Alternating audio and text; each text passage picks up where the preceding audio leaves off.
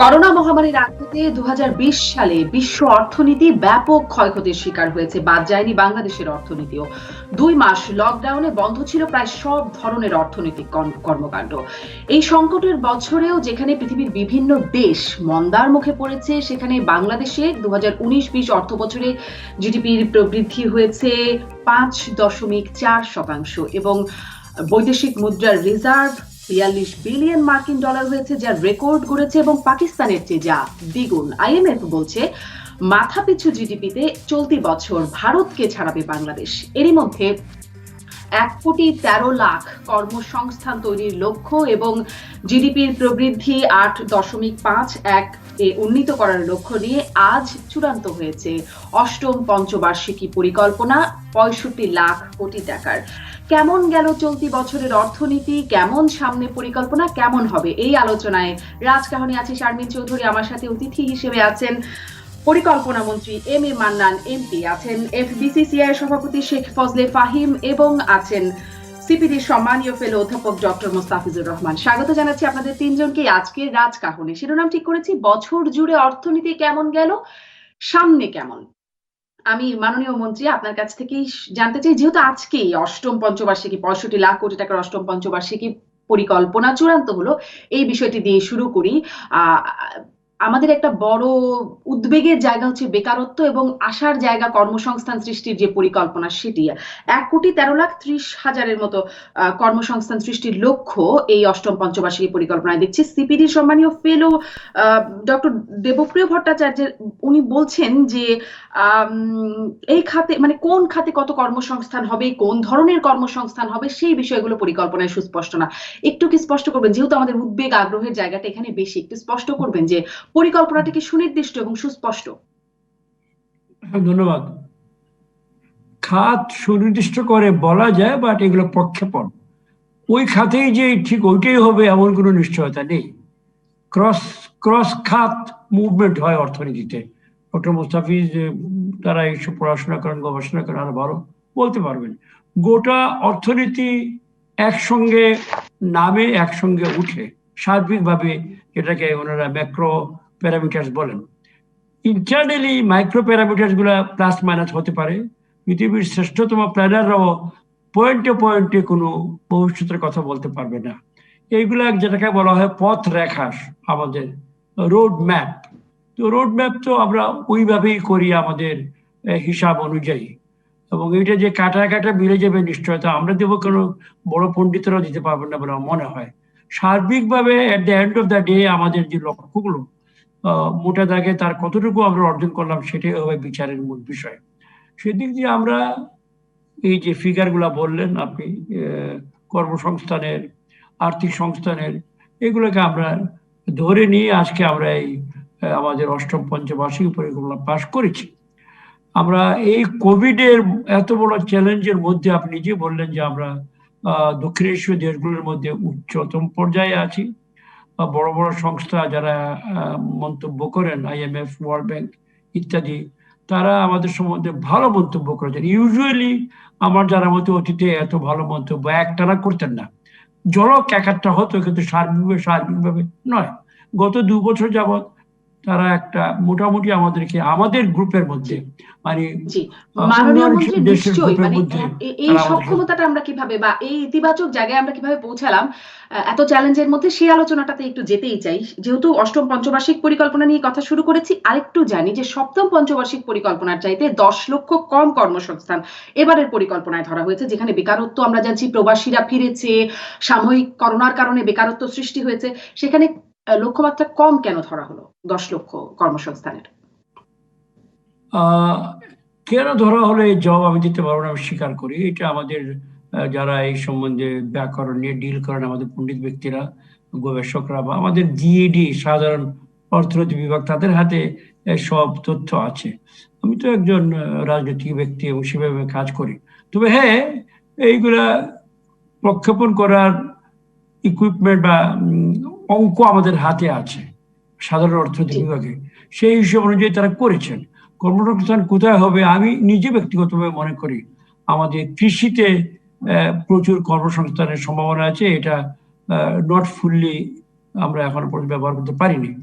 আমাদের এই যে আমাদের ধরুন রেমিটেন্স যারা আনেন, আমাদের এক্সপোর্ট অফ ম্যান পাওয়ার যদি বলি আমি ইংরেজিতে, লোক বিদেশে পাঠানো, এটার আমি মনে করি এই যে বর্তমান যে একটা ইয়ে চলছে আমাদের কাজের জায়গা যেগুলো মধ্যপ্রাচ্য এইসব জায়গায়, কিছুদিনের মধ্যে যদি একটাই মাত্র শর্ত, কোভিডটাকে যদি একটু মাথা নোয়ায়, একটু পেছন দিকে যায়, ভ্যাকসিনটা চলে আসে, ভ্যাকসিনের কার্যকারিতাটা টিকে যায়, তাহলে আরবরা পাগল হয়ে আবার দাঁড়ালে তাদের প্রচুর কাজের সুযোগ আছে। এবং আমাদের যে কাজের ক্ষেত্রগুলো, এগুলোর সঙ্গে কম্পিটিশনে আমরা আমাদের এজ যেটা বা আমাদের যে অ্যাডভান্টেজ ধরে রাখতে পারবো। সুতরাং আমাদের বোধহয় আরো সম্ভাবনা আছে এখানে অনেক বেশি। নিশ্চয়ই মাননীয় মন্ত্রী, ধন্যবাদ আপনাকে। আপনার কাছে আবারও আসবো আমি। অনেক ধন্যবাদ মাননীয় মন্ত্রী। ডক্টর মোস্তাফিজুর রহমান, আপনার কাছ থেকেও আসলে মূল্যায়ন জানতে চাই, কেমন হলো অষ্টম পঞ্চবার্ষিকী পরিকল্পনা? সারসংক্ষেপে যেটি বলা হচ্ছে, দারিদ্র বান্ধব, অন্তর্ভুক্তিমূলক ও টেকসই উন্নয়নের লক্ষ্য নিয়ে অষ্টম পঞ্চবার্ষিকী পরিকল্পনাটি করা হলো। আপনিও কিভাবে মূল্যায়ন করছেন? ধন্যবাদ। আমার মনে হয় যে লক্ষ্যমাত্রা যেগুলো নির্ধারণ করা হয়েছে, এটা টার্গেট যেগুলো নির্ধারণ করা হয়েছে, অবজেক্টিভস গুলো অষ্টম পঞ্চবার্ষিকী পরিকল্পনার, এগুলো নিয়ে তো দ্বিমতের আমার মনে হয় অবকাশ নাই। দারিদ্র নিরসন, আমাদের জীবনযাত্রার মান উন্নয়ন, এগুলো অবশ্যই এটা আমাদের পঞ্চবার্ষিক পরিকল্পনার গতানুগতিক ভাবেও এগুলোকে আমরা সপ্তম পঞ্চবার্ষিকী পরিকল্পনাতেও সেটা আমরা দেখেছি। আপনি যে প্রশ্নটা নিয়ে মাননীয় মন্ত্রীকে একটা প্রসঙ্গ বলছিলেন যে কর্মসংস্থান, আমার মনে হয় যে এখানে কয়েকটি দিক আছে। দেখুন, যদি 1,13,00,000 আমরা নতুন কর্মসংস্থানের কথাও বলি, তাহলে আগামী 5 বছরে কিন্তু শ্রমবাজারে প্রতি বছর যদি 22 লাখের মতো করে আসে, তো তাহলে কিন্তু এরকমই একটা সংখ্যা কিন্তু আসবে আগামী 5 বছরে। সুতরাং আমাদের যদি আমাদের বেকারত্ব যদি না বাড়াতে হয়, তাহলে এরকমই একটা সংখ্যার জন্য আমাদের নতুন শ্রম সুযোগ সৃষ্টি করতে হবে। এখন এবারের চ্যালেঞ্জ যেটা আমি মনে করি সেটা হলো যে কেবলমাত্র কর্মসংস্থান সৃষ্টি না, আমার শোভন কর্মসংস্থান সৃষ্টি করতে হবে, যেটা নাকি আমাকে ভালো মজুরি দেবে, যেটা আমার উৎপাদনশীলতা নির্ভর হবে। এটা হলো একটা দিক। সুতরাং সেটাও কিন্তু খুবই গুরুত্বপূর্ণ, কেবলমাত্র কর্মসংস্থান সৃষ্টি নয়। দ্বিতীয় যেটা, সেটা হলো যে বৈশ্বিক শ্রমবাজার, যেটা মন্ত্রী বলেছিলেন। আমার আশঙ্কা যে কোভিড এর যে ফুটপ্রিন্ট, এটা কিন্তু থেকে যাবে আগামী অন্তত পক্ষে আরো 2-3 বছরে। এবং সেখানে আমরা গত 5 বছরে যেরকম ভাবে গড়ে প্রায় 6.5 লক্ষ মানুষ পাঠিয়েছি, এবং যেটা আমাদের শ্রমবাজারের নতুন যারা আসছিলেন তার প্রায় 1/3, আমার অভ্যন্তরীণ শ্রমবাজারের উপরে চাপটা কমেছিল এটার কারণে। সেই চাপটা কিন্তু আরো বাড়তি থাকবে। সুতরাং আমাদের খেয়াল রাখতে হবে যে নতুন যারা আসছেন বা পুরানো যারা নাকি এই কোভিড এর কারণে কাজ হারিয়েছেন, তাদেরকে কর্মসংস্থানের সৃষ্টি করে। সুতরাং আমার মনে হয় যে হয়তো ওই দিক থেকে যদি আমি বলি, তাহলে 1,13,00,000 একটা খুব বড় সংখ্যা হবে না আমাদের প্রয়োজনের তুলনায়, কিন্তু সেখানে আমাদের আসবে হলো কে কর্মসংস্থান সৃষ্টি করবে। এক হলো মূলত এটা আসতে হবে হলো ব্যক্তি খাত। এখন আমরা যদি দেখি যে এই অষ্টম পঞ্চবার্ষিক পরিকল্পনা যেটা আজকে গৃহীত হয়েছে এবং অলরেডি 6 মাসের মতো প্রায় চলে গেছে, তো সেখানে ব্যক্তি খাতের বিনিয়োগে কিন্তু তেমন কোনো চাঞ্চল্য আমরা দেখছি না। এটা 24%-এর কাছাকাছি ঘোরাফেরা করছে জিডিপির যদি আমি অংশ হিসাবে দেখি, যেখানে এটা 27-এর কাছে যাওয়ার কথা ছিল। সো এখানে যদি আমাদের ব্যক্তি খাতের বিনিয়োগে যদি চাঞ্চল্য না আসে, আবার সেখানে আবার আমরা দেখছি যে ক্রেডিটের অফটেক যদি আমি দেখি প্রথম 5 মাসে এই অর্থ বছরের, এটা 8.5%-এর মতো, যেখানে আমার টার্গেট আছে 14%। তাহলে ক্রেডিট গ্রোথটা কম হচ্ছে। রপ্তানি বাজারে যেখানে আমার টার্গেট 22% এবার ধরা হয়েছে, সেটাখানে আমার প্রথম 5 মাসেও হয়েছে 1%। তাহলে কর্মসংস্থানগুলি সৃষ্টি হবে কোন জায়গা থেকে? সো সেখানে এখন আমাদের অভ্যন্তরীণ, যেহেতু বৈশ্বিক বাজার খুবই খারাপ, মাননীয় মন্ত্রী ঠিকই বলেছেন, দ্বিতীয় বিশ্বযুদ্ধের পরে এই কোভিড এর আক্রান্ত এই সবচেয়ে বেশি বৈশ্বিক অর্থনীতি আক্রান্ত হয়েছে সেকেন্ড ওয়ার্ল্ড ওয়ারের পরে। তাহলে ওরকম একটা সময় আমাদের অভ্যন্তরীণ বাজারের যে চাহিদা, এটার উপরে নির্ভর করে আমাদেরকে কিন্তু একটা দাঁড়াতে হবে। এবার সেই দিকটাতে যেহেতু আমাদের বিসিসি এর মাননীয় সভাপতি আছেন, আমার মনে হয় যে ব্যক্তি খাতের যে বিনিয়োগ, সেই জায়গাটাতে যে আমরা একটা স্থবিরতা দেখছি, চাঞ্চল্যহীনতা দেখছি, সেটাকে কিভাবে চাঙ্গা করা যায়, এবং সেখানে কেবলমাত্র আমার মনে হয় যে সরকারি বিনিয়োগ যেটা করা হয়েছে 8%, যেটা টার্গেটের বেশি, সেটা কিন্তু ব্যক্তি খাতের বিনিয়োগকে আকর্ষণ করতে পারছে না। এইটা কেন হচ্ছে? এইটাই কিন্তু আমার মনে হয় যে একটা বড় চ্যালেঞ্জ হবে, যে আমাদের কেবলমাত্র কি অবকাঠামো নির্মাণ করলেই হবে, নাকি সেখানে সেই অবকাঠামোর সাথে সাথে ব্যবসা বাণিজ্য পরিবেশ, দুর্নীতি, সুশাসন সাশ্রয়ী ভাবে করা, এগুলোর দিকে আমাদের এখন নজর দেওয়ার, অর্থাৎ দ্বিতীয় অনেক প্রজন্মের ধন্যবাদ ডক্টর মোস্তাফিজুর রহমান। এই ব্যক্তি খাতের বিনিয়োগ আপনি যেখানে প্রশ্নটা তুলছিলেন, সেখানে আমি শেখ ফজলে ফাহিম আপনার কাছেই জানতে চাই, ব্যক্তি খাতের বিনিয়োগ কেমন দিকে যাবে বলে মনে করছেন, পরিকল্পনাটা আপনার মূল্যায়ন সেটিও একটু জানতে চাই, এবং যেহেতু ডক্টর মোস্তাফিজুর রহমান এই প্রশ্নটি তুললেনি, সেটিও যদি একটু বলেন। আপনাকে ধন্যবাদ। ব্যক্তি খাতে বিনিয়োগের বিষয়টা হচ্ছে অ্যাক্সেস টু ক্যাপিটালের যে চ্যালেঞ্জেস গুলো আমাদের অর্থনীতির, মূলত মাইক্রো স্মল মিডিয়াম এন্টারপ্রাইজে যে একটা ব্যাকবোন অফ আর ইকোনমি, তার অ্যাক্সেস টু ক্যাপিটালের উপর নির্ভর করছে। এবং সেই অ্যাক্সেস টু ক্যাপিটালটার জন্য যেই ফাইন্যান্সিয়াল বিজনেস মডেলের 4টি পিলার, যেরকম রিটেল ব্যাংকিং, দীর্ঘমেয়াদী পরিকল্পনার জন্য, প্রকল্পের জন্য আপনার সিকিউরিটিজ মার্কেটস এবং insurance to ensure this investments, এবং একই সাথে আপনার হাউজিং স্কিম। এই 4টার উপর ফোকাস করতে হবে। Liquidity is not an issue, কারণ আপনি জানেন যে বর্তমানে লিকুইডিটি বাংলাদেশে ব্যাংকিং সিস্টেমে is more than enough. Banking business মডেলটা রিভাইজ করা প্রয়োজন বলে আমরা মনে করি। টেকনোলজিকে এনেবল করে, অল্টারনেটিভ ক্রেডিট অ্যাসেসমেন্টকে অ্যাডাপ্ট করে অপারেশন কস্টটাকে কমিয়ে আনতে সম্ভব ব্যাংকিং বিজনেস মডেলের। এবং যেটা মাইক্রো ফাইন্যান্স স্পেসে ব্যাংক লেন্ডিং করছে, সেই জায়গাগুলোতে এজেন্ট ব্যাংকিং যেভাবে মানি ফান্ড মোবিলাইজ করে, সেখানে আপনার ট্রেড ফাইন্যান্সিং এর জন্য ব্যাংকদেরকে এগিয়ে আসতে হবে। এবং সেটা একটা বিজনেস মডেল রিভিশনের ইস্যু। আমাদের বাজেটে যেই কোভিড এর কারণে স্টিমুলাসের মাধ্যমে যেই লিকুইডিটি বাড়ানো এবং পলিসি সাপোর্ট গুলো দেওয়া হয়েছে, সেগুলোর কারণে আমরা কিন্তু COVID-19 এর শকটা অ্যাবজর্ব করেছি অনেক দেশের থেকে বেটার। প্রাথমিক অবস্থায় health management was an issue, but ওটাও আমরা পিক করে নিয়েছি। We maintaining a better management system স্বাস্থ্য খাতে। সো সেকেন্ড ওয়েভটা যদি ফার্স্ট অফ অল না আসে, এটা আমাদের সবার প্রত্যাশা, আর যদি আসে আমাদের বিশ্বাস উইল হ্যান্ডেল ইট বেটার প্রথমবারের চাইতে। কর্মসংস্থানের দিকে আমরা মনে করি যে আপনি দ্বিতীয় বিশ্বযুদ্ধ বলেন অথবা অন্যান্য দেশের যুদ্ধস্থ যে দেশগুলো হয়, তার পরবর্তী সময়ে one of the major sector যেটা ফোকাস হয় সেটা হচ্ছে কনস্ট্রাকশন। কনস্ট্রাকশনের সাথে ব্যাকওয়ার্ড লিঙ্কেজ অনেক ইন্ডাস্ট্রিজ জড়িত। আপনি লক্ষ্য করেছেন যে গভর্নমেন্ট স্পেন্ডিংটা বাজেটারি ইস্যুতে বৃদ্ধি রাখা হয়েছে, irrespective of the contraction of export এবং ডোমেস্টিক ডিমান্ডস। সেটা আমাদের বিশ্বাস যে অর্থনীতিটাকে ডাইনামিক রাখার একটা প্রচেষ্টা, মানি সার্কুলেশনটাকে বৃদ্ধি রাখার জন্য।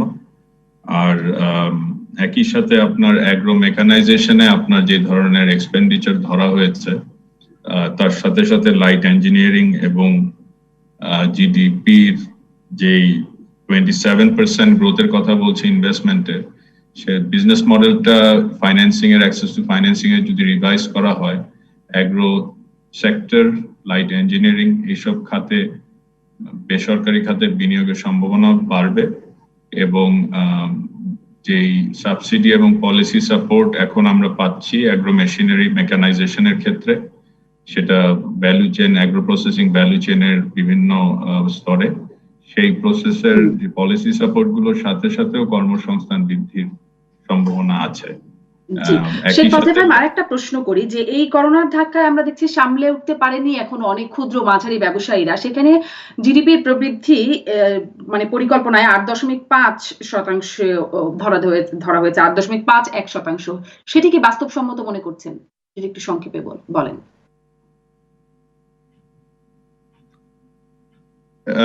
এই সামনের বছরের বাজেটের কথা বলছেন? জি না, আমি অষ্টম পঞ্চবার্ষিক পরিকল্পনার কথা বলছি। সেখানে ধরা হয়েছে জিডিপির প্রবৃদ্ধি 8.51%।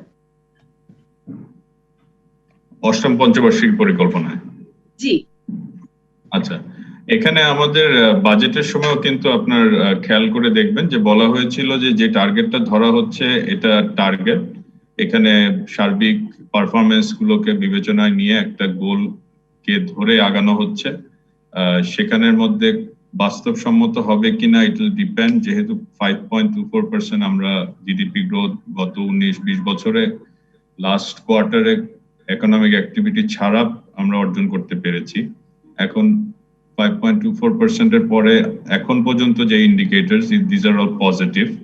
সো পরবর্তী কোয়ার্টারে কিভাবে পারফর্ম করে সেটার উপর নির্ভর করবে যে আমরা কোন জায়গায় গিয়ে দাঁড়াবো। আর সেকেন্ড ওয়েভ যদি না আসে তাহলে ওখানে কোনো ডিসরাপশন না হলে, আর যে ট্রেন্ডটা এখন আমরা দেখছি কোয়ান্টাম ইন্ডেক্সে, পাওয়ার কনজাম্পশনে, এক্সপোর্টে, ডোমেস্টিক কনজাম্পশনে, রিটেল সেলসে, এই জিনিসগুলোর উপর ডিপেন্ড করবে যে এবং আমাদের যে কনস্ট্রাকশনে যে প্রাইভেট এবং পাবলিক সেক্টরের যে প্রজেক্ট সেটার বাস্তবায়নটা কত দ্রুত হয় তার উপর ডিপেন্ড করবে কতটা কাছে যেতে পারি।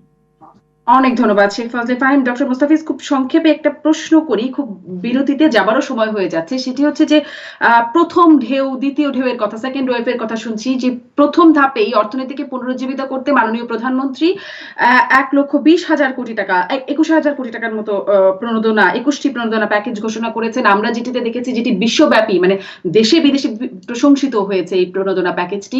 বাস্তবায়নের ক্ষেত্রে যদি আমি বলি যে বড় উদ্যোক্তারা তাদের অংশটুকু নিয়ে নিয়েছেন 33,000 কোটি টাকা শিল্প সেবা খাতে, কিন্তু ছোট উদ্যোক্তাদের জন্য যে 20,000 কোটি টাকা প্রণোদনা প্যাকেজ, সেখানে 30 নভেম্বর পর্যন্ত যেই প্রতিবেদন অর্থ মন্ত্রণালয় দিচ্ছে সেখানেই বলা হচ্ছে যে 9,946 কোটি টাকা বিতরণের জন্য অনুমোদন দিয়েছে কেন্দ্রীয় ব্যাংক, বিতরণ হয়েছে 8,218 কোটি টাকা। এটি কেন বলে মনে করছেন? এখানে মানে এই বৈষম্যটা কেন ঋণ বিতরণের ক্ষেত্রে হয়ে গেল? ধন্যবাদ। আমার মনে হয় যে কিছুক্ষণ আগে জনাব ফজলে ফাহিম বলছিলেন যে আমাদের দেশের কিন্তু যদি আমি কর্মসংস্থান বলি এবং প্রবৃদ্ধি বলি, একটা বড় ভূমিকা হলো CSME, cottage and small and medium enterprises, এবং তাদেরকেই কিন্তু এই 20,000 কোটি টাকাটা দেওয়া হয়েছিল। এখন আমাদের দেশে যে ধরনের ব্যাংকিং সিস্টেম এবং তারা কিন্তু অনেকে আছেন, প্রথমত হলো যে এটা অপ্রতুল অবভিয়াসলি, কারণ আমাদের এত বড়, আমাদের 90%ই তো হলো এই ধরনের যারা নাকি উদ্যোক্তা ব্যবসায়ী তারা। সুতরাং তাদের যে প্রয়োজন সেটার তুলনায় কিন্তু 20,000 কোটি টাকা কম। সুতরাং এটা হলো এক। দ্বিতীয় হলো যে এই 20,000 কোটি টাকা দিতে যেও ব্যাংকরা কিন্তু অনেক সময় যাদের সাথে তারা সবসময় ব্যবসা করেছেন, তাদের বিভিন্ন ধরনের ব্যাংকিং কার্যকলাপ করেছেন, তাদেরকেই তারা দিতে চেয়েছেন, ঝুঁকি নিতে চাননি। এবং এটা খেয়াল রাখতে হবে যে এমন আমরা তো যে প্যাকেজগুলো আপনি বলেছেন ঠিকই, প্রায় 4.3% জিডিপি সম পরিমাণ, যেটা খুবই সময়োপযোগী হয়েছে। কিন্তু দেখা যাচ্ছে যে এগুলো যখন নাকি বিতরণ করতে যাচ্ছেন তারা কিন্তু প্রথাগত বিতরণের যে তাদের নজরদারি খবরদারি সেটা তারা করতে চেয়েছেন, কারণ যাতে করে আবার এনপিএল না বাড়ে। সুতরাং আমাদের এইটাও খেয়াল রাখতে হবে যে ব্যাংকিং সেক্টরের উপর আমরা দিয়েছি, সেই ব্যাংকিং সেক্টর কিন্তু একটা নন পারফর্মিং লোনের একটা চাপের মধ্যে আছে, এবং সুতরাং তারা ওয়ান্স বিটেন টুয়াইস শাই এরকম একটা অবস্থার মধ্যে তারা আছেন, যে খুবই সতর্কতার সাথে তারা দিচ্ছেন। এটা হলো এক।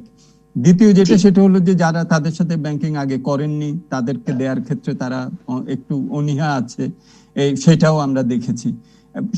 সবটা মিলে এই যে আপনি যেটা অফটেক বললেন যে যা দেওয়া হয়েছিল এটা এখনো দেয়া যায়নি, এটা খুবই গুরুত্বপূর্ণ যে এটা দ্রুত যাতে ডিসবার্স করা হয়। বাংলাদেশ ব্যাংক বেশ কিছু সার্কুলার দিয়েছেন, আমরা দেখেছি যে তারা প্রোঅ্যাক্টিভ ভাবে এটাকে ত্বরান্বিত করার চেষ্টা করছেন, এবং এটা খুবই প্রয়োজন। এ কারণেও যে এটা যদি আমরা দেই তাহলে যে টাকাটা আবার ফেরত আসবে ওইটা কিন্তু অর্থনীতিতে রিসাইকেলড হবে। সুতরাং এটার যে গুণক প্রভাব, সেই গুণক প্রভাবটা থেকেও কিন্তু অর্থনীতি বঞ্চিত হবে যদি আমরা এই যে বিলম্বিত। নিশ্চয়ই একটা বিরতিতে যাব। অর্থনীতিকে পুনরুজ্জীবিত করার পরিকল্পনা থেকেই তো মাননীয় প্রধানমন্ত্রীর এই প্যাকেজ ঘোষণা। আমি মাননীয় পরিকল্পনা মন্ত্রী প্রশ্নটি করে আমি বিরতিতে যাই, যেটির কথা ডক্টর মোস্তাফিজুর রহমান বলছেন যে ঝুঁকি নিতে চায়নি, সতর্কতা অবলম্বন করছে বলেই প্রথম কারণের মধ্যে বলছিলেন যে ব্যাংকগুলো ঋণ বিতরণের এই অবস্থা ক্ষুদ্র ঋণ গ্রহীতাদের জন্য। কিন্তু আমরা তো দেখি যে লক্ষ কোটি টাকা বা হাজার হাজার কোটি টাকা নিয়ে খেলাপি হচ্ছেন। ক্ষুদ্র ক্ষুদ্র ঋণ গ্রহীতারা খুব খেলাপি হচ্ছেন, এটি আমরা কোথায় বা শুনতে পারি? আর ঝুঁকি বিবেচনায় তো বড়দেরই ঝুঁকি বেশি, ছোটদের এত ঝুঁকি কোথায়? তবুও কেন এত অনীহা ব্যাংকগুলোর? একটু নিশ্চয়ই আপনি স্পষ্ট করবেন। একটা বিরতির পর ফিরছি।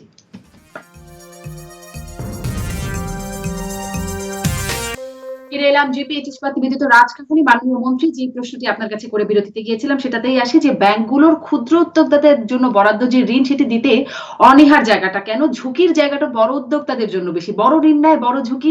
খেলাপির কথাও আমরা তাদেরকেই হতে শুনি। খুব একটা তো শুনি না যে ক্ষুদ্র উদ্যোক্তারা বা ছোট ব্যবসায়ীরা খেলাপি হচ্ছেন। তাহলে কেন ব্যাংকগুলোর অনীহা? আহ, আমি যেভাবে বুঝেছি, আমরা যা দেখছি, আহ, এই যে নিচের দিকে এমএসএমইর একদম নিচের দিকেই কিন্তু সবচেয়ে বেশি সংখ্যক উদ্যোক্তা, যাদের প্রয়োজন সবচেয়ে বেশি, কিন্তু তারাই আবার সবচেয়ে কম ব্যাংকেবল টু সেন্সে। প্রথম সেন্স কি, এদের অনেকে ব্যাংকে যায়নি না, ওনারা ব্যাংক অপারেট করেন না। ছোট ব্যবসা, দৈনিক ব্যবসা, দিন আনেন, সকালে কিনে বিকেলে বিক্রি করে বাড়ি চলে যান। এরা ব্যাংক সাধারণত ব্যাংকের সঙ্গে অনেকেরই তাদের কোনো যোগাযোগই নাই, এক নম্বর। দ্বিতীয়, ব্যাংকিং যে সিস্টেমটা আমাদের চলছে, এখানে কিন্তু দায়িত্বটা শেষ বিচারে ব্যাংক ম্যানেজারের উপর বর্তায়। যতই আমরা সার্কুলার উপদেশ দিই না কেন, ম্যানেজারকে কিন্তু তার কর্তৃপক্ষ বলে যে দেখো, ঋণ টিন যা দিবে শেষ পর্যন্ত কিন্তু তোমাকে আদায় করতে হবে। এটা তার মাথায় সবসময় ডমকল শর্ট নাকি একটা বলে না, মাথার উপরে ঝুলে থাকে তরবারি, এইরকম তার মাথায় এটা ঝুলে আছে। সে যতই যাক, তার বস ডাকুক, চা খাওয়াবে বা যাই নাই খাওয়াক, ফিরে এসে ম্যানেজার হয়ে চেয়ারে বসলে বাবারে বাবা, আমি যা দিব আমাকে আদায় করতে হবে। এই ভীতির থেকে তারা অনেকে কাজ করে। যে মানসিকতায় সরকার প্রধান বা সরকার এইভাবে দিয়েছেন যে দ্রুত গতিতে যাবে নিচে, উপরের দিকে গতি খুব ফাস্ট, কারণ তারা সব ব্যাংকের সঙ্গে যোগাযোগ আছে, চীনে ম্যানেজারের চীনে বিজনেস করেছে। ওই লোকগুলাকে কিন্তু যাদের মেইন দরকার, ভেরি সরি, ওরা এখন ওই দিকে যাচ্ছে না। এই জন্য আমি আর দু একটা কথা বলেছিলাম দু এক জায়গায়, কাস্টমাইজ করতে হবে ওদেরকে। পৌঁছার জন্য আপনি ইউজুয়াল ক্লাসিক ব্যাংকিং প্যাটার্ন পারবেন না। যেমন এনজিও ফাউন্ডেশন আছে, আমাদের ক্ষুদ্র ঋণের জন্য যে এনজিওরা আছে, মাইক্রো ফাইন্যান্স ইনস্টিটিউট, গ্রামে গঞ্জে প্রায় 1000 খানিক আছে রেজিস্টার্ড উইথ দ্য গভর্নমেন্ট। তারা পিকেএসএফ আমাদের একটা সংস্থা আছে সরকারেরই, এদের সঙ্গে কিন্তু এইসব উদ্যোক্তাদের সরাসরি সংযোগ আছে। আমি দু এক জায়গায় বলেছিলাম যে এদের জন্য যদি আমরা এই সকল সংস্থাকে মাধ্যমে আমরা এইটাকে ঋণটা দিতে পারতাম, যে কোনো কারণে হোক, এটা যে পর্যায়ে আমরা চাচ্ছি সেই পর্যায়ে হয় নাই। ফলে হয়েছে কি, এই প্রবাহটা যত নিচে গেছে এটা হয় নাই। এবং যতই প্রাইভেট সেক্টর ব্যাংকগুলা, বাংলাদেশ ব্যাংক যখন ডাকে মিটিং এ আসেন, শুনেন, কিন্তু ফিরে গিয়ে তাদের নিজস্ব মাইন্ডসেট আছে, নিজস্ব দর্শন আছে। অনেকের ওই সকল জায়গাতে ব্রাঞ্চই নেই। প্রাইভেট সেক্টরে অনেক অপারেটর আছেন যেখানে মাছ বেশি, যেখানে লাভ বেশি, যেখানে ব্যবসা বেশি, ওই জায়গায় ব্রাঞ্চ খুলে বসে আছেন। তারা হাওড়ে, নেত্রকোনা, সুনামগঞ্জে, এই সকল জায়গায় তারা নানা কারণে তারা কস্ট অফ ডুইং বিজনেস তাদের জন্য তারা বেশি মনে যায় না। তো এইগুলো তো আপনি ওভারকাম করতে পারবেন না বাই গিভিং অর্ডার। এটা একটা business pattern develop over the years, সময় দিতে হবে। এই জন্য আমাদের যেহেতু গুডউইল আছে, এটা হচ্ছে না। এই জন্য আমাদেরকে বেস্ট ছিল মাননীয় প্রধানমন্ত্রী 50 লাখ পরিবারকে 2500 করে যে দিলেন ইয়ের মাধ্যমে, মোবাইল ফোনের মাধ্যমে, ওইটাকে আরো এনফোর্স করা, ওখানে আরো বাড়িয়ে দেওয়া যেত এই সকল চ্যানেল।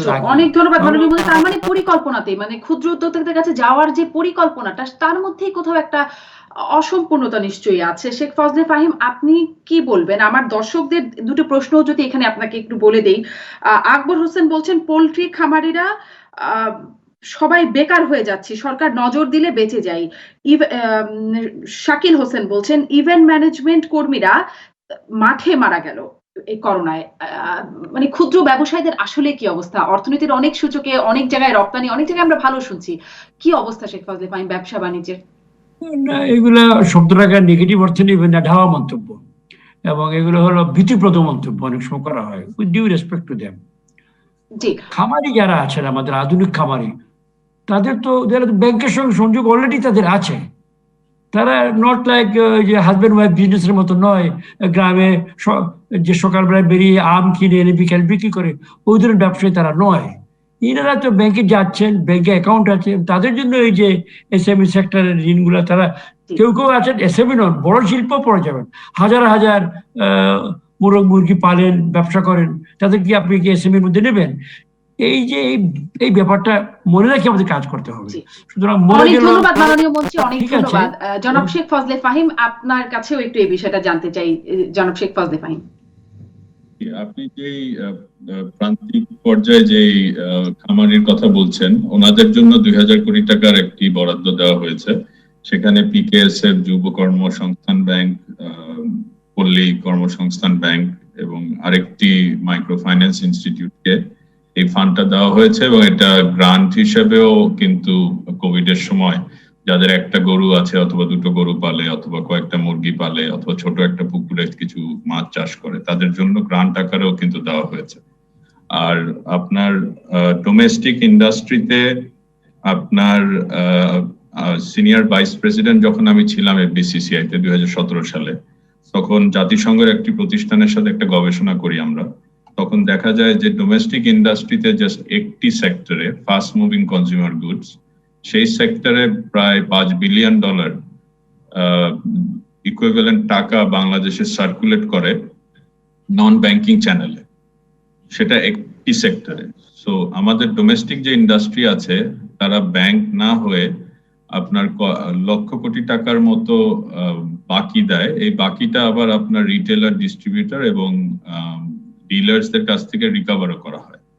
তো আমাদের পয়েন্টটা হচ্ছে যে এই কোভিড এর সময় আমরা যেটা লক্ষ্য করছি যে আমাদের যে ব্যাংক 60টার মতো ব্যাংক দেওয়া হয়েছে, আমাদের অবজারভেশনটা হচ্ছে যে যে কোনো উদ্যোক্তা, সে প্রান্তিক লেভেলে হোক আর ক্ষুদ্র হোক, কটেজ হোক, নারী হোক অথবা যুবক হোক, তার যে ঋণের জন্য যায় প্রকল্পটি ফিজিবল নাকি, টাকাটা যে নিবে কিভাবে ফেরত দিবে, এই মূল্যায়নটা করে আপনার ট্রেড ফাইন্যান্সিংটা করা প্রয়োজন। উদ্যোক্তা, সব উদ্যোক্তা জমির মালিক অথবা সম্পত্তির মালিক, এটা বিবেচনা করে যদি আপনি লোনের জন্য যান, তাহলে তো একটা অলিগার্ড সৃষ্টি হবে। 60 banks were given to democratize access to finance, cost of finance 9% ইন্টারেস্টে নেমে এসছে। আমরা বিশ্বাস করি এলডিসি গ্রাজুয়েশনের দিকে যে যাচ্ছি, এটার ইন্টারেস্ট 7, 6, 5 নেমে আসতে হবে এবং সিম্পল ইন্টারেস্ট হতে হবে। ব্যাংকের প্রফিটটা আসবে হচ্ছে টেকনোলজি এনেবল করে, এবং আপনার যে মিসিং মিডলটা আছে সেই জায়গাতে যেখানে মাইক্রো ফাইন্যান্স স্পেসটা ফাইন্যান্স করছে, সেই জায়গাতে সার্ভিস ডেলিভারি করে অল্টারনেটিভ ক্রেডিট অ্যাসেসমেন্টের মাধ্যমে। এবং ইতিমধ্যে আপনি জেনে খুশি হবেন, কোভিড এর মধ্যে কয়েকটি নন ব্যাংকিং ফাইন্যান্সিয়াল ইনস্টিটিউশন টেকনোলজিকে এনেবল করে এই পদ্ধতিতে ব্লকচেন ব্যবহার করে এই কাজটি পাইলট হিসেবে শুরু করেছে। আমাদের যে অবজারভেশন, যেটা আমি বলছি, যে নন ইন্ডাস্ট্রিজ যদি লক্ষ কোটি টাকা ক্রেডিট দিয়ে যদি রিকভার করতে পারে, সেই ক্ষেত্রে ব্যাংক কেন এজেন্ট ব্যাংকিং এর নামে গ্রাম বাংলার থেকে টাকা মোবিলাইজ করতে পারে অথবা টাকা নিয়ে ডিপোজিট নিতে পারে, কিন্তু তাদেরকে দেওয়ার সময় আপনার এই অনীহাটা একটা চিন্তা ভাবনার বিষয়, এটা বিজনেস মডেল রিভিজিট করার বিষয়। এখানে অনেক ধন্যবাদ ফজলে ফাহিম, অনেক ধন্যবাদ। মানে ব্যাংকিং খাতে আপনি আগের অংশটিও বলছিলেন অনেক আধুনিকায়ন, অনেক কিছুই বিবেচনার প্রয়োজন আছে। আমি ডক্টর মোস্তাফিজুর রহমান আপনার কাছেও একটু যদি এই প্রসঙ্গে কোনো মন্তব্য করতে চান, সাথে সাথে যেহেতু খুব সময় নেই, আর নতুন একটা প্রসঙ্গ মানে মেগা প্রকল্প, অনেক কিছুই, পদ্মা সেতুর পূর্ণ অবয়ব আমরা দেখতে পাচ্ছি। আমরা জানছি যে রূপপুর পারমাণবিক বিদ্যুৎ কেন্দ্র, Dohazari Ramu Cox's Bazar Ghumdhum rail line, metro rail, Bangabandhu tunnel, অনেকগুলোর কাজই কিন্তু চলছে। অনেকগুলোর গতি কমে গেলেও আবার শেষের দিকে একটা গতি পেয়েছে বলেও দেখেছি। আপনি কিভাবে মূল্যায়ন করছেন? বছর জুড়ে কেমন গতি দেখলেন? ধন্যবাদ। আমি আগের প্রসঙ্গটা একটু বলতে চাই। মাননীয় মন্ত্রী একটা খুবই গুরুত্বপূর্ণ পয়েন্ট বলেছেন, এবং সেটা ছিল যে আমাদের যদি সেই সম্পদ থাকতো, তাহলে আমরা যদি এই ডাইরেক্ট যে ক্যাশ ট্রান্সফার, এটা যদি আমরা দিতে পারতাম, এ ধরনের দুর্যোগে কিন্তু সেটাই হলো সবচেয়ে বেশি কিন্তু এটা নিয়ামক ভূমিকা রাখে। এবং আপনি যত দেশে যত এই ধরনের স্টিমুলাস প্যাকেজ দিয়েছে, তার কিন্তু একটা বড় অংশই হলো ক্যাশ ট্রান্সফার। এবং সেইটা কি করে, সেটা আপনি দিলেন, যাকে দিলেন তার একটা ক্রয় ক্ষমতা হলো, তিনি ওইটা দিয়ে আবার বিভিন্ন জিনিস ক্রয় করছেন, সেটা ক্রয় করার ফলে আবার যিনি নাকি উৎপাদন করছেন, সরবরাহ করছেন, একটা ইতিবাচক গুণক প্রভাব অর্থনীতিতে সৃষ্টি হয়। এখন আমরা কেন এই যে 21টা স্টিমুলাস প্যাকেজ দিলাম, মোটামুটি ভাবে প্রায় সবগুলি আমাদেরকে ব্যাংক নির্ভর করতে হলো, বিকজ আমাদের ফিসকাল স্পেস ছিল অনেক কম। আমাদের দেশে আমাদের ট্যাক্স জিডিপি রেশিও এবং রেভিনিউ জিডিপি রেশিও সেটা হলো 10% কম, যেখানে নাকি আমাদের প্রতিবেশী সব দেশ থেকে আমাদের এটা কম। তাহলে দেখেন, এবং আপনি দেখেন এই যে 2019-20 আপনি বলছিলেন যে 5.4% আমাদের প্রবৃদ্ধি হয়েছে।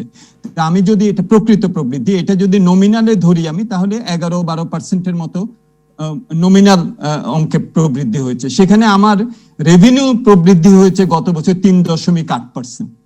তো এরকম যদি হয় তাহলে কিন্তু আমার সরকারের যে একটা সম্পদ যে তার হবে, অভ্যন্তরীণ সম্পদ, যেটার মাধ্যমে সেই ক্যাশ ট্রান্সফারের মতো এই ধরনের উদ্যোগগুলি নিতে পারে, সেই স্পেসটা কিন্তু সরকারের কিন্তু কম। এখানে আমাদের যত স্টিমুলাস প্যাকেজ হচ্ছে, সরকারের ভূমিকা কতটুকু? ওই যে 9% হলো ইন্টারেস্ট রেট, ওই 4.5 আর 5% দিচ্ছে, ওই পার্থক্যটাই হলো সরকারের ভর্তুকি, এইটা।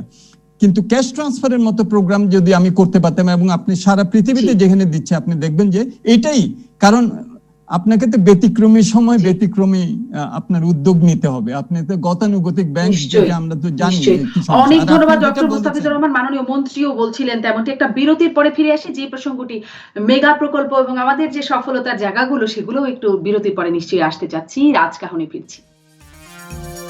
ফিরলাম রাজকাহনে। আমি যে মেগা প্রকল্পগুলোর কথা জিজ্ঞাসা করছিলাম ডক্টর মুস্তাফিজ, এই সংকটের মধ্যে মেগা প্রকল্পগুলো আমরা চালিয়ে নিচ্ছি, কেমন গতি দেখলেন? সামনে নতুন বছরে অর্থনীতির হালচাল কেমন হবে বলে ধারণা করছেন? ধন্যবাদ। না, আপনি ঠিকই বলেছেন যে যেগুলো মেগা প্রকল্প হচ্ছে, এগুলো তো আমাদের অর্থনীতির জন্য খুবই প্রয়োজন, এবং আমাদের এই ধরনের মেগা প্রকল্প আরো বাস্তবায়ন করতে হবে।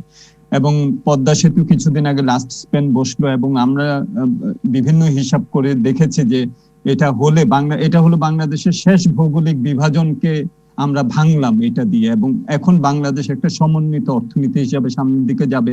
এখন BBIN মোটর ভেহিকেল এগ্রিমেন্ট হচ্ছে, এটার মাধ্যমে আমরা উপ আঞ্চলিক যে একটা ইকোনমিক ইন্টিগ্রেশন করতে চাচ্ছি, সেটাও আমরা করতে পারবো। এগুলো সব ঠিক আছে। বড় প্রশ্ন সেটা থেকে যায়, সেটা হলো যে আমরা যদি সময় মতো এগুলোকে শেষ করতে না পারি এবং সুশাসনের সাথে যদি করতে না পারি, তাহলে এগুলোর খরচ বাড়ে, এবং পরবর্তীতে যে সেবাটা এখান থেকে প্রাইভেট সেক্টরকে আমরা দিতে চাচ্ছি, সেটা বিদ্যুতের মূল্য বলেন, গ্যাসের মূল্য বলেন, অথবা সড়কের উপরে টোল যেটা রাখা হবে সেটা বলেন, সেগুলো কিন্তু বেড়ে যায়। এবং আপনি দেখবেন যে আপনি রূপপুরের কথা বললেন, সেখানেও যে বিভিন্ন ধরনের যেসব অ্যানোমালিজ হয়েছে, দুদকও সেখানে কিন্তু বিভিন্ন মামলা দায়ের করেছে, আমরা দেখেছি। তো এই দিকে আমাদের এই সুশাসন এবং ব্যবস্থাপনা, এটা উৎকর্ষতাটা প্রয়োজন হবে, না হলে কিন্তু প্রাইভেট সেক্টর। অনেক ধন্যবাদ ডক্টর মুস্তাফিজুর রহমান, অনেক ধন্যবাদ। এই যে আপনি বলছেন বড় প্রকল্পগুলো সময় মতো শেষ হয় না, মাননীয় মন্ত্রী, প্রধানমন্ত্রীও এই প্রশ্নটি করেছেন, কেন শেষ হয় না, এটি তিনিও খুঁজে দেখতে বলেছেন। কি খুঁজে পাওয়া গেল, এবং সামনের বছরে আসলে আপনাদেরও কেমন আশা করছেন, কেমন ধারণা করছেন অর্থনীতির চিত্র? আগামী বছরে আমরা তো আশা করছি যে আমাদের কোভিড এর যে একটা এবার যেরকম ব্যতিক্রমে আমরা গেল, সেখান থেকে আমরা আশা করব যে আগামী বছর আমরা একটা ইতিবাচক পথে যেতে পারবো। আমাদের সেকেন্ড ওয়েভ আমাদের। অনেক ধন্যবাদ ডক্টর মুস্তাফিজুর রহমান। মাননীয় মন্ত্রী, আপনি যদি প্রশ্নটি শুনে থাকেন, আপনার কাছে জানতে চাই। আগামী বছরের সবচেয়ে বড় অর্জন হবে পদ্মার উপর দিয়ে পারাপার করব। সরাসরি আমাদের অর্থনীতিতে তার যে যোগান দেওয়ার কথা, সেটা শুরু করবে। আগামী বছর আমি আশা করছি কর্ণফুলী টানেলও প্রায় শেষ হয়ে যাবে, সেখানে আমাদের সরাসরি অর্থনীতিতে সংযোগ হবে। আমাদের যে ঢাকা শহরের যে মেট্রো রেল, এর একটি প্রথম পোর্শনটা আগামী বিজয় দিবসের আগে আমরা আসতে পারবো। এখানেও অন্ততপক্ষে চলাচলের যন্ত্রণা কমবে সার্বিকভাবে। সুতরাং আগামী বছরটা একমাত্র আননোন এলিমেন্টটা হলো এই কোভিড। তবে আমি ব্যক্তিগতভাবে মনে করি কোভিডেরও ছোবলটা একটু নমনীয় হচ্ছে, আর ভ্যাকসিনটা আমাদের হাতে চলে আসলে, আমরা ভ্যাকসিন অলরেডি অর্ডারও দিয়েছি, পাইপলাইনে আছে।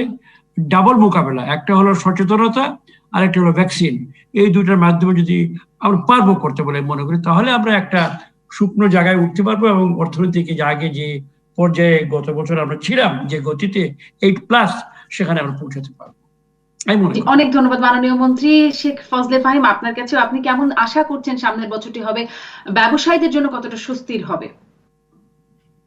আমরা আশা করছি যে আমরা কোভিড, সারা বাংলাদেশের মানুষ জানি কোভিড এর কোনো সেকেন্ড ওয়েভ না ফেস করতে হয়। আল্লাহ সুবহানাহু ওয়া তাআলার রহমতে জানি এই ধরনের ঘটনা না ঘটে। আর যেটা আমাদের যে পলিসি সাপোর্ট গুলো পেয়ে আসছে এই বছর, নিড বেসড পলিসি সাপোর্ট আমরা পাবো, আমাদের এই প্রত্যাশা গভর্নমেন্টের কাছ থেকে। এবং এই কোভিড এর মাঝে যে আমাদের যে লিমিটেশন গুলো স্ট্রাকচারাল অথবা operational, both private and public sector, এগুলো আইডেন্টিফাই করে এই সমালোচনাগুলো কিন্তু আত্মসমালোচনা বলে আমরা মনে করি। এটা কোনো কারো উপর আঘাত না। এই আত্মসমালোচনাগুলো করে আমরা কারেক্টিভ মেজার নিয়ে, আমাদের হাতে 3 বছর আছে এলডিসি গ্রাজুয়েশনের পরে, বাংলাদেশের এমএসএমই গুলো জানি গ্লোবাল ভ্যালু চেনের অংশ হতে পারে, রেভিনিউ রেগুলেটরি ফ্রেমওয়ার্কটা ইন্টিগ্রেটেড অটোমেটেড হতে পারে যেন এলডিসি কমপ্লায়েন্ট হয়, এবং তারপরে আমাদের এসডিজির দিকে আগানো এবং এক্সটেন্ডেড প্রিভিলেজেস গুলো কিভাবে নিতে পারি, মধ্যমায়ের দেশের পরে 2041-এর দিকে আগানো, সবকিছুকে মাথায় নিয়ে যে যার অবস্থান থেকে আমাদের বিশ্বাস আমরা কাজ করলে যে কোনো চ্যালেঞ্জ আমরা মোকাবেলা করে সামনের দিকে এগিয়ে যেতে পারবো ইনশাল্লাহ। নিশ্চয়ই খুব চ্যালেঞ্জ, কোভিড এর কথা বলছিলেন, আর কি খুব চ্যালেঞ্জ দেখেন সামনের বছরে শেখ ফজলে ফাহিম? চ্যালেঞ্জটা কোভিড এর ছাড়া আমরা মনে করি যে চ্যালেঞ্জেস গুলো আছে সেগুলো আইডেন্টিফাই করা হয়েছে। ফাইন্যান্সিয়াল সিস্টেমে অপারেশনের কিছু বিষয় আছে, অ্যাক্সেস টু ফাইন্যান্স আছে। আমাদের 84% ইনফর্মাল ইকোনমিতে মেইন স্ট্রিমে আনার একটা প্রয়াস প্রয়োজন আছে। সেখানে academia, industry, think tanks and policy support, এবং পলিসি আমাদের যেগুলো নেওয়া হয় সেটার থেকে প্র্যাকটিসে যে বিচ্যুতিগুলো থাকে সেগুলোকে আমাদের লিডারশিপদের সাপোর্ট নিয়ে অ্যালাইন করার চেষ্টা করা হচ্ছে বেসরকারি খাতের পক্ষ থেকে বিসিসি এর নেতৃত্বে। তো আমরা চ্যালেঞ্জটাকে অপরচুনিটি মনে করছি। আমরা চেষ্টা করি ওনাদেরকে, আমাদের নেতৃবৃন্দ যারা আছে ওনাদের কাছ থেকে সহযোগিতা নিতে সবসময় চেষ্টা করে যাব। যখন সফল হব না তখন আমরা অন্যদিকে যে প্রয়োজন, যে পদক্ষেপ নেওয়া প্রয়োজন আমরা ওই পদক্ষেপের দিকে যাব, বা ততদূর নিশ্চয়ই আমরা বিশ্বাস করি আমাদের যেতে হবে না। অনেক ধন্যবাদ শেখ ফজলে ফাহিম, অনেক ধন্যবাদ ডক্টর মুস্তাফিজুর রহমান, এবং অনেক ধন্যবাদ মাননীয় মন্ত্রী। আপনাদের 3 জনকে নিশ্চয়ই আমরা সম্ভাবনাময় অর্থনীতিতে আছি এবং আরো সামনে এগিয়ে যাব। আজকের মতো বিদায় নিচ্ছি রাজকাহন থেকে।